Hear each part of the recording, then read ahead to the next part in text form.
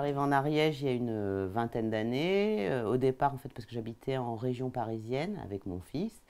Et puis, je suis venue en vacances. J'ai trouvé ça chouette. J'ai trouvé un appartement à louer. Et je l'ai pris et je me suis installée. Et depuis, je suis toujours là. D'ailleurs, ouais, je suis adjointe à la mairie de Tayette, où je réside. Et je suis également au bureau du conseil communautaire en tant que déléguée à la participation citoyenne. Alors ça, j'ai repris la présidence parce qu'en fait, bon, il y a eu une interruption de 2 ans liée au Covid. C'était Pierre Sabatier qui était président pendant toutes ces années et qui là avait envie de passer le relais en fait. Et comme il n'y avait pas, enfin voilà, je me suis du coup présentée et puis j'ai été élue par l'Assemblée au mois de décembre dernier. Voilà.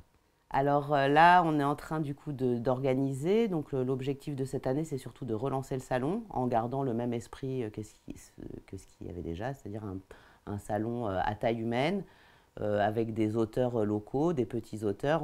Enfin, c'est pas un salon prétentieux en fait. Voilà, on veut garder cette image, quelque chose de bon enfant où des gens présentent leurs œuvres avec toujours le système des prix, enfin comme on en faisait les années précédentes en fait. Donc là, on est dans la même, enfin, juste dans une continuité de reprendre ce qui était fait au préalable et de le remettre sur les rails pour le relancer déjà, parce qu'après des interruptions aussi longues, voilà, il faut juste déjà remettre la machine en route, quoi. Donc moi, je suis là principalement pour ça.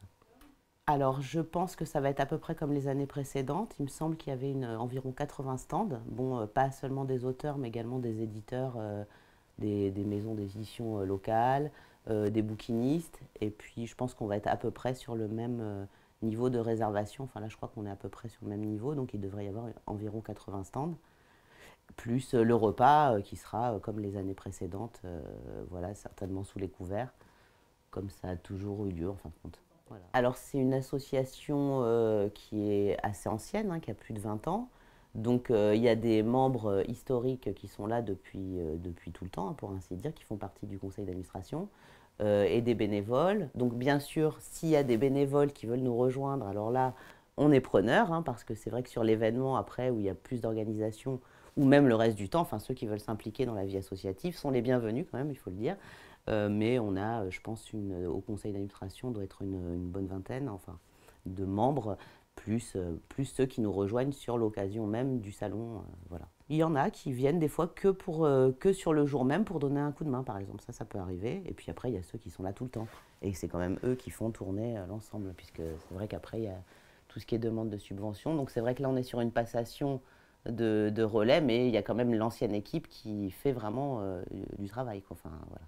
Alors disons que là on est sur un salon du livre, de l'histoire locale peut-être pas, mais en tout cas les auteurs, c'est des auteurs dont les œuvres doivent avoir trait à l'histoire locale ou à ce qui est local plus généralement, pas forcément l'histoire.